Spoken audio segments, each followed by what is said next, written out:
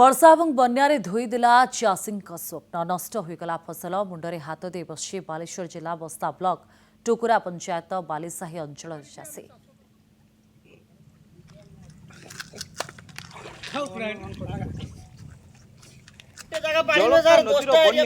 दुख दई नथिला तार अधिक दुख देला पड़पा नदीर बन्या।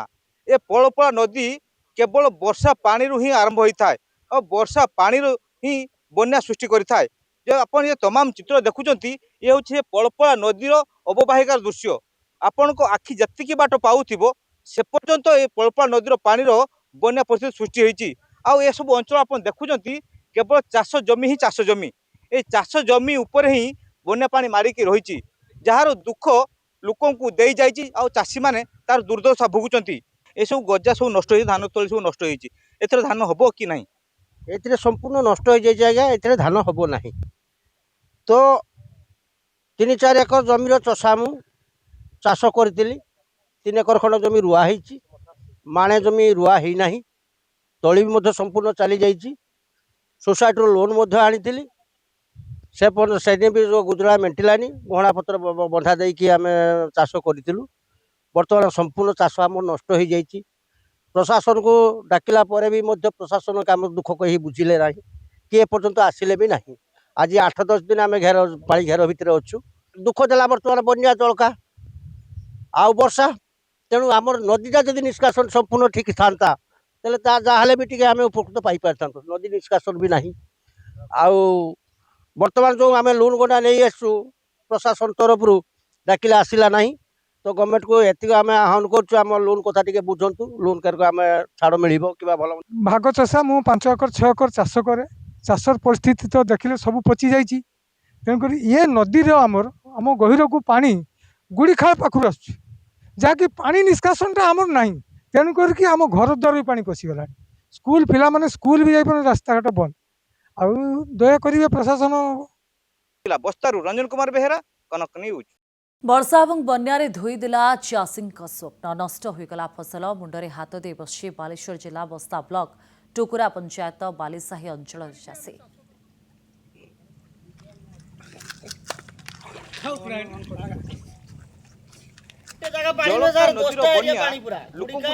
दुख दई नथिला तार अधिक दुख देला पड़पा नदीर बन्या।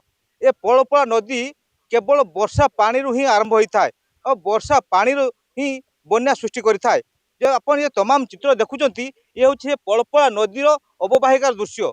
आपण को आखि जी बाट पाऊब से पर्यंत ये पड़पा नदीर पानी बन्या परिस्थिति सृष्टि होती। आउ ये सब अंचल आप देखुंत केवल चाष जमी ही चाष जमी ये चाष जमी उपर ही बन्या पानी मारिकी रही जार दुख लोक दे चाषी मैंने तार दुर्दशा भोगुंट। ये सब गजा सब नष्ट हो धान तली सब नष्ट हो धान हम कि ना ए संपूर्ण नष्ट हो जाए आज्ञा ए धान हम ना तो 3-4 एकर जमीर चषा मु चाष करी 3 एकर खंड जमी रुआ है माणे जमी रुआ ही ना तली भी संपूर्ण चली जाइए सोसाइटी लोन आनी से भी जो गुजरा मेटिलानी गहना पत्र बंधा देकी आम चाष करूँ।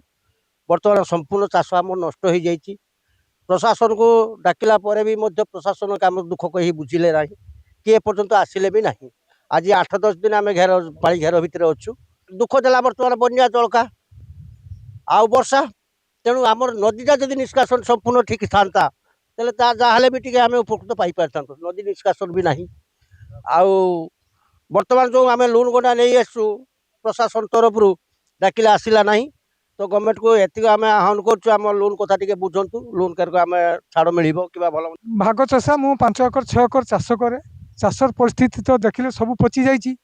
तेणुक ये नदी आमर आम गहिर को पानी गुड़ीखाल पाखु आस जहाँकि पानी निष्कासनटा आमर ना तेणुक आम घर द्वार भी पानी पशिगला स्कूल पिला माने स्कूल भी जाइए रास्ता घाट बंद आउ दया करिवे प्रशासन। बस्तारू रंजन कुमार बेहेरा कनक न्यूज।